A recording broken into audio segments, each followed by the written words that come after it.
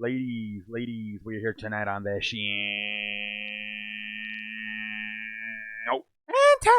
And tonight on the show, we are going to do NFL's top 12 teams, ladies and gentlemen. So tonight we are doing NFL's top 12 teams. Top 12 teams. Here we go, ladies and gentlemen. Here we go. The first team I'm going to say it is New England. They're one of the best teams in football. They are undefeated. I think they got a top 3 defense. I'm still a little bit worried, about some of their defense. Sometimes they seem to struggle to running the football with James White and Sony Michel. But whatever. They got a top defense. Tom Brady, we all know about him. There's number 1. Number 2, San Francisco. Look, I got to give them their credit. I got to start getting their credit. Kyle Shanahan has done a fantastic job with this team. Porn star Jimmy has been good. Defensively, they've been fantastic, led by Nick Bosa and the rest of those boys, limiting Jared Goff and the Los Angeles Rams to only 7 points. I got to give it to them, at least for this week. Number 2, San Francisco. Number 3, the New Orleans Saints. They are still, I believe they're, 4-0 with Teddy Bridgewater at the quarterback. Defensively, they really stepped up. They surprised me defensively. Waiting until Drew Brees gets back. This is a top team in this league. They come in at number 3. Number 4, Seattle. Look, I believe they're 5-1. They're winning almost all their games. Other than the damn Saints games, that's why the Saints are ahead of them. They haven't lost a game this year. Russell Wilson, the top 5 quarterback in this league. He might be the top MVP candidate right now. They're running the football with Chris Carson. Pete Carroll doing it. Russell Wilson doing it. I don't know how they do it, but they always seem to be in it. Unbelievable. Number 5, the Green Bay Packers. Look, I still have some questions about them. They almost lost to Detroit last night. If not for the referees, possibly they do. But, hey, other than that Eagles game, same thing as Seattle. They won every game. Some, they've been close. But you got to give them credit. They're winning games. They got a top 3 quarterback in Aaron Rodgers. Defense seems to be better. I like the combination of Jamal Williams and Aaron Jones as the running backs. Receivers, I'm not so sure. You got Jimmy Graham, the tight end. You got Devontae Adams. After that, I'm not sure exactly what you got. That's the only thing that kind of worries me about Green Bay, the receivers. Number 6, Houston. Houston's pretty much, they've been in every game. They won 4 games. They only lost 2. If it's not for a 58-yard kick by the Saints kicker, they're possibly 5-1. It's a good football team right here. Offensive line has improved.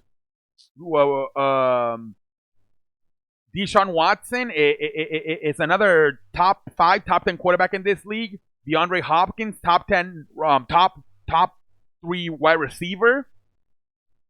This is a good football team. They could be 5-1 if it's not for that 58-yard kick in first week. Number 7, Kansas City. They still got Patrick Mahomes is fantastic. Top 3 quarterback. Tyreek Hill, one of the best top 5 receiver, whatever.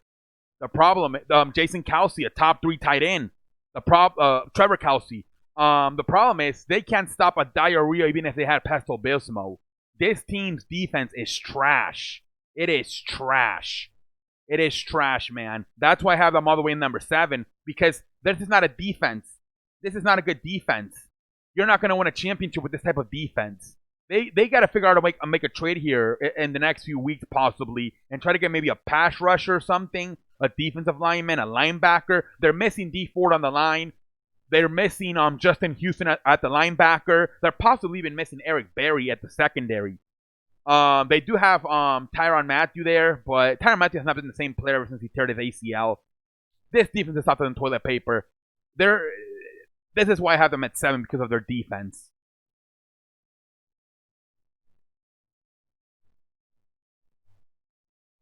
Number 8, Minnesota. Look, they're 4-2. They've only lost on the road in Green Bay and in Chicago. But other than that, they won every game. They put a whooping on the Eagles. Kirk Cousins threw for over 300 yards, I believe 4 touchdowns. It's a good football team. I like Minnesota at home. When they're on the road, I'm not so sure. This is a good football team. It is. I'm not too sure about Kirk Cousins in the playoffs, but I think if you put him at home, he's got a chance to win. We saw it this week. They kind of embarrassed Philadelphia at one point, led by 24-3. You know, they ended up winning 38-20. They embarrassed Philadelphia. Philadelphia ended up releasing some players after that game. That's how bad it was. Number 9, Buffalo. They got a top 3 defense. They can run the football. Devin Singletary. The problem for Buffalo is, can Josh Allen do it? I think he's still developing. He's still young. It's a good football team. They almost beat New England. If it's not for Josh Allen getting hurt, possibly they win that football game. They're literally a quarterback away. Just like Kansas City is a defense away from a championship. Well, that's, a run defense away from a championship. This team, if Josh Allen can continue to develop, maybe next year they can really do something. They might have a chance at the wild card this year with that defense. Number 10, Carolina. Kyle Allen, they just win. All he does is win. All he does is win. All I do is win. Defensively, they're rising up. Christian McCaffrey, another MVP candidate, along with Russell Wilson. There's a report that Cam Newton is ready to come back and that he can come back in possibly 2 weeks. I don't know what's going to happen, but it reminds me of the Nick Foles, Carson Wentz situation. Carson Wentz is more talented, but the team seems to play better with Kyle Allen. Same thing.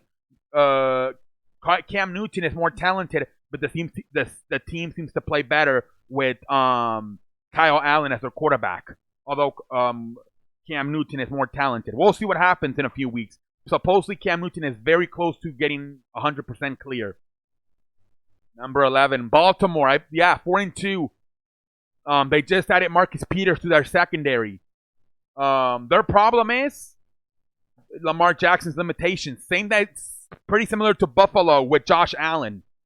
You know, but they got a good defense. They got a good running game. You know, they're winning ugly, but they're winning. And I think they're still the best team in the AFC North. I really do. They're better than Cleveland, and I think, and obviously they're better than Pittsburgh and Cincinnati. I think this team's gonna come out and win the division. I think out of all the teams in that division, they're probably the best. Baltimore, number 11, number 12, Detroit. They're playing hard. If it's not for the referees, maybe running the football a little bit more, cashing in their red zone. Instead of getting field goals, getting touchdowns, they win that football game. Matt Patrice's got this team playing hard. Matthew Stafford's playing hard. Defense is playing hard. Got to get the running game going a little bit better with Johnson. Offensive line got to open up the holes for Johnson to run through them.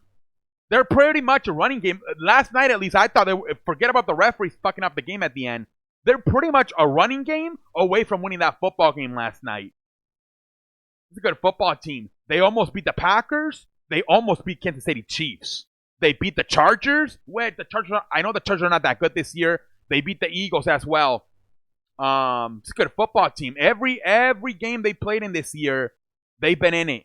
No, they have not gotten ran out of the field once.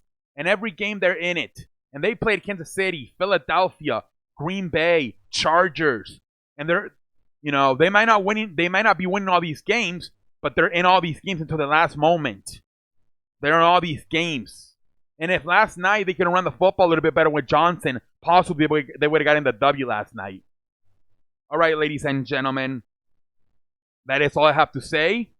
Until next time, I am out like a light.